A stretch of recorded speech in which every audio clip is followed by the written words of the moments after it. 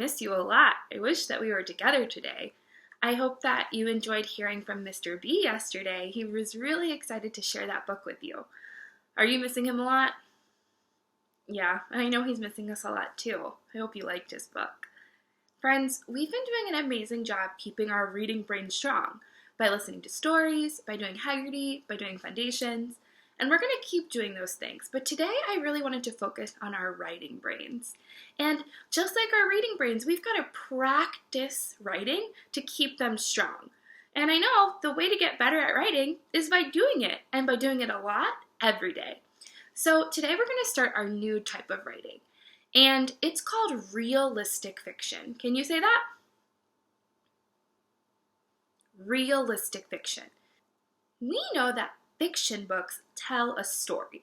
They usually have a character who wants something, a problem, and a solution. So we know that about fiction books. But realistic fiction feels like it could really happen. Look, the word real is right in the word realistic. That means it feels like it could happen in real life. It's not about going into outer space or going into a world with dragons. It's about something that could happen to a real person. That's why the readers feel really connected to those characters, because it seems like something that might happen to them when they're reading a realistic fiction book. Some realistic fiction books that you might be familiar with are Ezra Jack Keats books. We've read some of these together. He writes books about a little boy named Peter, and these are things that could really happen, right? Like Peter's chair. That could really happen, that somebody has a new baby in their family and some of their old stuff gets given to that baby. Or snowy day. Have you ever played outside on a snowy day? Me too. That's realistic. Some other series that you might be familiar with are Jamaica and Brianna. That's one of my favorite realistic fiction series.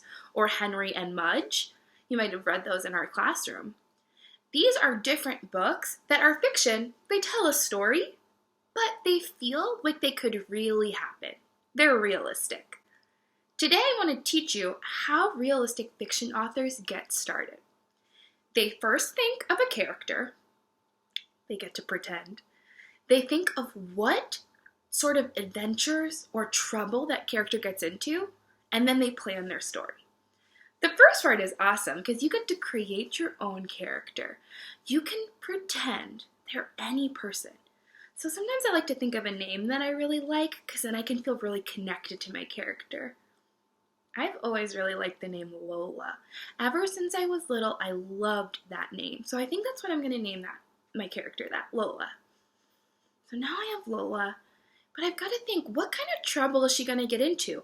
What's going to be the problem or the the adventure of her story? Maybe she is a scientist who makes lots of messy experiments. Or maybe she's a soccer player who's trying hard to make the team. Or maybe she's a new kid at school trying to figure it all out and make friends. I think I like that one. So my story is going to be about Lola, who's new at school. I thought of my made-up character, and I started to think about where she is and what kind of adventure she's going to go on. Now I've got to do what we know all writers do. They make a plan. Here I just have some regular paper. I know we don't have the writing center at our houses. Wouldn't that be awesome? So I can just use any paper. I ripped these out of a notebook. You can keep them inside the notebook. You can take them out. That's totally up to you. But I'm going to do something we all know how to do. Touch and tell. Then sketch. Then write. I gotta think about what's going to happen in my story. Maybe first Lola goes to her new school and she's feeling really, really nervous. Then she tries to play on the playground with a group of friends.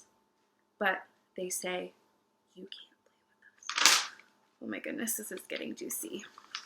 Then she's feeling really sad. She asks another group of friends, can she play with them? And they say, we don't have room for you in our game. Oh, this is getting juicy. I'm touching and telling across all of these pages. I wonder what the solution to my story could be. Do you have any ideas for me? I'm going to keep thinking about what I want my solution to be, but I did some big work today.